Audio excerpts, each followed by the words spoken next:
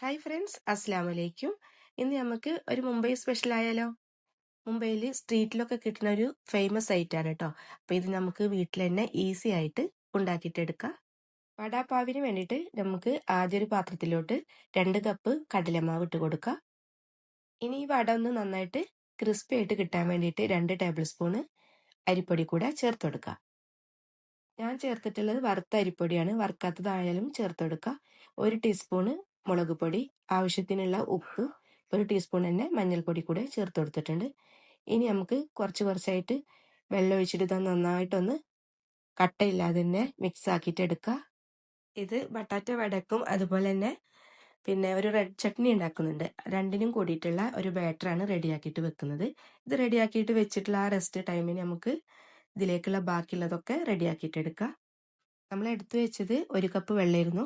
അപ്പോൾ ബാക്കിയുള്ളതും ഇതിലേക്ക് അങ്ങ് ഒഴിച്ചിട്ടുണ്ട്. ഇനി ഇത് നന്നായിട്ട് ഒട്ടും കട്ടയില്ലാതെ തന്നെ ഒന്ന് മിക്സ് ചെയ്തിട്ട് എടുക്കുക. അപ്പോൾ ഇത് നന്നായിട്ട് മിക്സ് ആയിട്ട് വന്നിട്ടുണ്ട്. പക്ഷെ ഒന്നുകൂടെ ഒന്ന് ആ ഒരു തിക്നെസ് ഒന്ന് കുറച്ചെടുക്കുക. അതിന് വേണ്ടിയിട്ട് ഒരു 1-2 ടേബിൾ സ്പൂൺ മാത്രം വെള്ളം ഒഴിച്ചു കൊടുക്കുക. എന്നിട്ട് ഇതുപോലെ തന്നെ നന്നായിട്ട് ഒന്ന് മിക്സ് ചെയ്തുകൊണ്ടേയിരിക്കുക. നല്ലതുപോലെ മിക്സ് ആയതിനു ശേഷം നമുക്കിതിലേക്ക് ഒരു 1/4 ടീസ്പൂണ് ബേക്കിംഗ് സോഡ ചേർത്ത് കൊടുക്കുക. എന്നിട്ട് വീണ്ടും നന്നായിട്ടൊന്ന് ഇളക്കി കൊടുക്കുക. പിന്നെ നമുക്കിതിലേക്ക് ലാസ്റ്റായിട്ട് ചേർക്കാനുള്ളത് 1 ടേബിൾ സ്പൂണ് നല്ല ചൂടുള്ള ഓയിലാണ്. കോക്കനട്ട് ഓയിലല്ല, നമ്മൾ സൺഫ്ലവർ ഓയിലാണ് ഇതിലേക്ക് ഒഴിച്ചു കൊടുത്തിരിക്കുന്നത്. എന്നിട്ട് ഇതുപോലെ തന്നെ നന്നായിട്ട് മിക്സ് ചെയ്തിട്ട് എടുക്കുക. ഇനി ഇതവിടെ മാറ്റി വെക്കുക. ഇനി ഇതിലേക്ക് നമുക്ക് ബട്ടാറ്റ വട ഉണ്ടാക്കാൻ വേണ്ടിയിട്ട് 4 ഉരുളൻകിഴങ്ങ് വേവിച്ച് വെച്ചാണ്. ഇതൊന്ന് കൈ വെച്ചിട്ട് തന്നെ ഉടച്ചെടുക്കുന്നുണ്ട്. നല്ല ചൂടുണ്ട്, ചൂടോട് കൂടിയിട്ടാണ് ഞാനിവിടെ ഉടച്ചെടുക്കുന്നത്. എളുപ്പം പണി കഴിയാൻ വേണ്ടിയിട്ട് കൈ വെച്ചിട്ട് തന്നെ ഉടച്ചെടുക്കുന്നത്. ഇത് നന്നായിട്ട് ഉടച്ചെടുത്തിട്ടുണ്ട്. ഇതങ്ങ് മാറ്റി വെക്കുക. ഇനി നമുക്ക് ഇതിലേക്കൊരു പച്ച മസാല ഉണ്ടാക്കിയിട്ടെടുക്കണം. അതിന് 2 വലിയ കഷ്ണം തന്നെ ഇഞ്ചി എടുത്തിട്ടുണ്ട്, 3 പച്ചമുളക്, ഒരു 6-7 വെളുത്തുള്ളി, കുറച്ച് മല്ലിയില എടുക്കുമ്പോൾ തണ്ടോട് കൂടിയിട്ട് എടുക്കുക കേട്ടോ. അപ്പം നല്ല ഫ്ലേവർ ആണെന്നാണ് പറയുന്നത്. ഇനി ഇതിലേക്കൊരു 1 ടേബിൾ സ്പൂണോളം വെള്ളം കൂടി ചേർത്ത് ഒന്ന് ചതച്ചെടുത്തിട്ട് കൊണ്ടുവന്നിട്ടുണ്ട്. ഇനി പാനിലേക്ക് ഓയിൽ ഒഴിച്ചു കൊടുക്കുക. എന്നിട്ട് 1 ടീസ്പൂണോളം കടുക് ഇട്ട് കൊടുത്തിട്ടുണ്ട്. കടുകൊന്ന് പൊട്ടി വന്നതിന് ശേഷം ഇതിലേക്ക് 1 ടീസ്പൂണ് ചെറിയ ജീരകം ചേർത്ത് കൊടുക്കുക. ചെറിയ ജീരകം പൊട്ടി വന്നതിന് ശേഷം ഇതിലേക്ക് വേപ്പില ചേർത്ത് കൊടുക്കുക. ഇനി നമുക്ക് നല്ലൊരു ഫ്ലേവറിന് വേണ്ടിയിട്ട് 1 ടീസ്പൂൺ കായപ്പൊടി, 1 ടീസ്പൂൺ മഞ്ഞൾപ്പൊടി. കായപ്പൊടി നിങ്ങൾക്ക് ഇഷ്ടമില്ലെങ്കിൽ അത് ചേർത്ത് കൊടുക്കണ്ട. എന്നിട്ട് നന്നായിട്ടൊന്ന് വഴറ്റിയിട്ടെടുക്കുക. ഇനി നമുക്ക് ഇതിലേക്ക് പച്ച മസാല ചേർത്ത് കൊടുക്കുക. അതുകൂടെ ചേർത്തിട്ട് നന്നായിട്ടൊന്ന് ആ പച്ചമണം പോകുന്നത് വരെ ഒന്ന് വഴറ്റി കൊടുക്കുക കേട്ടോ. അതിൻ്റെ കളറൊക്കെ ഒന്ന് ചേഞ്ച് ആയിട്ട് വരും നമ്മളിതിങ്ങനെ വഴറ്റി കൊടുക്കുമ്പോൾ. പിന്നെ നമുക്ക് ഓയിൽ കുറവാണെങ്കിൽ ഒരു ഇച്ചിരി ഓയിൽ കൂടെ വേണമെങ്കിലൊക്കെ ഒഴിച്ചു കൊടുക്കാം കേട്ടോ. പിന്നെ കുറച്ച് ഉപ്പ് കൂടെ ചേർത്ത് കൊടുക്കുന്നുണ്ട്. പച്ച മസാല ചേർത്ത് കഴിഞ്ഞാൽ നല്ലോണം ആ ഒരു റോ ടേസ്റ്റ് പോയതിന് ശേഷം മാത്രം നമുക്കിതിലേക്ക് ഉടച്ചു വെച്ചിട്ടുള്ള ഉരുളൻകിഴങ്ങ് ചേർത്ത് കൊടുക്കാം. ഇത് നമ്മൾ ബട്ടാറ്റ വടയ്ക്ക് വേണ്ടിയിട്ടാണ്. അപ്പോൾ ഇത് ബണ്ണിൻ്റെ കൂടെ മാത്രമല്ല, നമുക്ക് വെറുതെ ഈവനിങ്ങിലൊക്കെ കഴിക്കാൻ പറ്റിയുള്ള ഒരു ഐറ്റം കൂടിയാണ്. അപ്പോൾ കൂടുതൽ നിങ്ങൾക്ക് വേണമെന്നുണ്ടെങ്കിൽ കുറച്ച് പച്ച മസാല അതുപോലെ തന്നെ ഉരുളക്കിഴങ്ങ് കൂടുതൽ എടുത്തിട്ട് ഇതുപോലെ ആക്കി ചൂടാറിയതിന് ശേഷം ഫ്രിഡ്ജിലേക്ക് കയറ്റിയാൽ ചൂടോടെ നമുക്ക് ചായയുടെ കൂടെ റെഡിയാക്കാൻ പറ്റും. ഉരുളക്കിഴങ്ങ് ചേർത്ത് കഴിഞ്ഞാൽ ഇതുപോലെ പച്ച മസാലയും ഉരുളക്കിഴങ്ങും കൂടിയിട്ട് നല്ലോണം മിക്സായി സോഫ്റ്റായിട്ട് കിട്ടുന്നത് വരെ വഴറ്റിയിട്ട് എടുക്കണം. ഈ ഒരു രീതിയിലായി കഴിഞ്ഞ് നമുക്ക് ഫ്ലെയിം ഓഫ് ചെയ്യുക. ഇനി നമ്മളിത് മാറ്റി വെക്കുകയാണ്. ചൂടാറിയതിന് ശേഷം ഉരുട്ടിയിട്ടോ അല്ലെങ്കിൽ കട്ട്ലറ്റിൻ്റെ ഷേപ്പിൽ പോലെ ആക്കിയിട്ടോ എടുക്കുക. അപ്പോൾ ഫ്ലെയിം ഇപ്പോൾ ഓഫ് ചെയ്തിട്ടുണ്ട്. ഇനി പാൻ വെച്ചിട്ടുണ്ട്, അതിലേക്ക് ഓയിൽ ഒഴിച്ചു കൊടുക്കുക. എന്നിട്ട് നമുക്ക് ആദ്യം ഇതിലേക്ക് പച്ചമുളകാണ് ഇട്ട് കൊടുക്കുന്നത്, ഫ്രൈ ആക്കിയിട്ട് എടുക്കാനാണ്. അപ്പോൾ പച്ചമുളക് ഇട്ട് കൊടുക്കുമ്പോൾ നമ്മൾ എന്തായാലും കഴുകിയിട്ടല്ലേ എടുക്കുക. അപ്പോൾ കഴുകുമ്പോൾ ഒട്ടും തന്നെ വെള്ളമില്ലാതെ എടുക്കുക. ഒട്ടും വെള്ളം ഇല്ലെങ്കിലും തന്നെ ഇത് നന്നായിട്ട് പൊട്ടിത്തെറിക്കുക, പ്രത്യേകം ശ്രദ്ധിക്കുക കേട്ടോ. അടച്ചു വെച്ചിട്ട് വേണം ഇതും വെളുത്തുള്ളിയൊക്കെ ഫ്രൈ ആക്കുമ്പോൾ ചെയ്യാൻ. ഇനി കുറച്ച് വെളുത്തുള്ളി ചേർത്ത് കൊടുക്കുന്നുണ്ട്. ഒരു 8-10 വെളുത്തുള്ളി ഒന്ന് ഫ്രൈ ആക്കിയിട്ട് എടുക്കുക, തൊലിയോട് കൂടിയിട്ടാണ്. പച്ചമുളക് പോലെ തന്നെ ഇതും നന്നായിട്ട് പൊട്ടിത്തെറിക്കുക. അപ്പോൾ കുറച്ച് നേരം ഒന്ന് അടച്ചു വെച്ചിട്ട് പിന്നെ തുറന്ന് നോക്കിയാൽ മതി. ആ പൊട്ടിത്തെറിക്കലൊക്കെ കഴിഞ്ഞാൽ, അല്ലെങ്കിൽ നമ്മുടെ ഫോണുമ്മേൽക്കും തെറിക്കും, അതുപോലെ തന്നെ നമ്മുടെ സ്റ്റവ് മൊത്തം നാശമായിട്ട് വരും. അപ്പോൾ അതും അവിടെ റെഡിയാക്കിയിട്ടുണ്ട്. ഇനി റെഡ് ചട്നിക്ക് വേണ്ടിയിട്ട് സേവ് റെഡിയാക്കണം. അപ്പോൾ ഒന്ന് കൈ വെച്ചിട്ട് നന്നായിട്ട് മിക്സ് ചെയ്തതിന് ശേഷം ഞാൻ ഇതുപോലെ അങ്ങ് ഓയിലിലേക്ക് ഇറ്റിച്ചു കൊടുക്കുകയാണ് ചെയ്യുന്നത്. നിങ്ങൾക്ക് വേണമെങ്കിൽ പൈപ്പിംഗ് ബാഗൊക്കെ വേണമെങ്കിൽ അങ്ങനെ വേണമെങ്കിൽ ചെയ്യുക, അല്ലെങ്കിൽ ബോട്ടിലെടുത്തിട്ട് ഇതുപോലെ ഉണ്ടാക്കുക. നമ്മൾ കൈവച്ച് ആക്കുമ്പോൾ പെട്ടെന്ന് കഴിയും. ഒരു 2 പ്രാവശ്യം ഇതുപോലെ അങ്ങ് ചെയ്ത് കഴിഞ്ഞാൽ നമ്മുടെ ചട്നിക്കുള്ളത് റെഡി ആയിട്ട് കിട്ടും.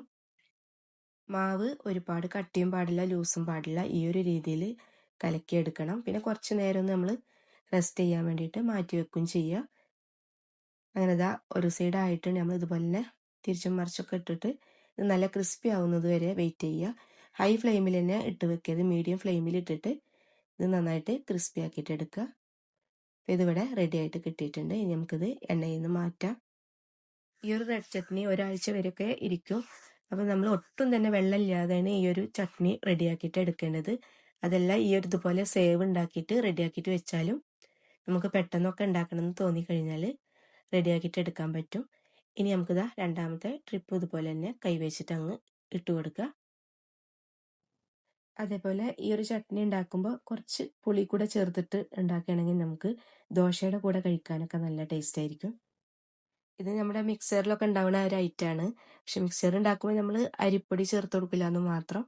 അങ്ങനെ ഇവിടെ നമ്മുടെ സേവ് ഇവിടെ റെഡി ആയിട്ട് കിട്ടിയിട്ടുണ്ട്. ഇനി നമുക്ക് റെഡ് ചട്നി ഉണ്ടാക്കിയിട്ട് എടുക്കണം. അപ്പോൾ അതിന് വേണ്ടിയിട്ട് നമ്മൾ നേരത്തെ ഫ്രൈ ആക്കി വെച്ചിട്ടുള്ള വെളുത്തുള്ളി കുറച്ച് കൂടുതൽ തന്നെ എടുക്കുക. പിന്നെ റെഡിയാക്കി വെച്ചിട്ടുള്ള സേവ് കൂടെ എടുക്കുന്നുണ്ട്. ഇനി നമുക്ക് അടുത്തതായിട്ട് ചേർത്ത് കൊടുക്കാനുള്ളത് മുളക് പൊടിയാണ്. അപ്പം ഞാനിപ്പോൾ ഇവിടെ എടുത്തിട്ടുള്ളത് 2 തരം മുളക് പൊടിയും കൂടിയിട്ടാണ്, കാശ്മീരി ചില്ലിയും അതുപോലെ എരിവുള്ളതും. ഒരു ടേബിൾ സ്പൂൺ ആദ്യം ചേർത്ത് കൊടുത്തിട്ടുണ്ട്. ആവശ്യത്തിനുള്ള ഉപ്പ്, പിന്നെ കുറച്ച് കടല, ഒരു 2 ടേബിൾ സ്പൂണോളം കടല എടുത്തിട്ടുണ്ട്. ഇനി ഇതാ പൊടിച്ചെടുത്ത് കൊണ്ടുവന്നപ്പോൾ എരിവ് കുറവാണെന്ന് തോന്നിയപ്പോൾ ഒരു ടേബിൾ സ്പൂൺ കൂടെ ചേർത്തിട്ട് ഒന്നുകൂടെ പൊടിച്ചെടുത്തിട്ട് കൊണ്ടുവന്നിട്ടുണ്ട്. എൻ്റെ കയ്യിൽ കാശ്മീരി ചില്ലി സെപ്പറേറ്റ് ഇല്ലാത്തതുകൊണ്ടാണ് രണ്ടും കൂടി മിക്സ് ചെയ്ത് ചേർത്ത് കൊടുത്തേക്കുന്നത്. നിങ്ങൾ ചേർക്കുമ്പോൾ 3 ടേബിൾ സ്പൂൺ കാശ്മീരി ചില്ലി ചേർത്ത് കൊടുത്താൽ മതി, അതാണ് നിങ്ങളെ കയ്യിലെങ്കിൽ. ഇനി നമുക്ക് ഗ്രീൻ ചട്നി ഉണ്ടാക്കാം. അതിന് വേണ്ടിയിട്ട് ഒരു പിടി മല്ലിയില എടുത്തിട്ടുണ്ട്. പിന്നെ ഒരു 4-5 വെളുത്തുള്ളി, ഒരു വലിയ കഷ്ണം ഇഞ്ചി, 2 പച്ചമുളക്, ആവശ്യത്തിനുള്ള ഉപ്പ്, പിന്നെ ചെറുനാരങ്ങയുടെ നീര് ഒരെണ്ണം എടുത്തിട്ടുണ്ട്. ഇനി ഒരു ടേബിൾ സ്പൂണോളം വെള്ളം കൂടി ഒഴിച്ചു കൊടുത്തിട്ടുണ്ട്. ഒരുപാട് ലൂസായിട്ട് പോകരുത് ചട്നി. നിങ്ങളുടെ കയ്യിൽ മല്ലിയില ഫ്രഷ് ആയിട്ടുള്ള കൂടുതലുണ്ടെങ്കിൽ കുറച്ച് കൂടുതൽ ചേർത്ത് കൊടുക്കണേ. അങ്ങനെ അതാ ഇതിവിടെ അരച്ച് റെഡിയാക്കി വെച്ചിട്ടുണ്ട്. അപ്പോൾ ഇത് രണ്ടും റെഡ് ചട്നിയും ഗ്രീൻ ചട്നിയും ഒക്കെ റെഡി ആയിട്ടുണ്ട്. ഇനി നമ്മൾ നേരത്തെ റെഡിയാക്കി വെച്ചിട്ടുള്ള ബട്ടാറ്റ വടക്ക് വേണ്ടിയിട്ടുള്ളത് ഒന്ന് ഉരുട്ടിയെടുക്കുക.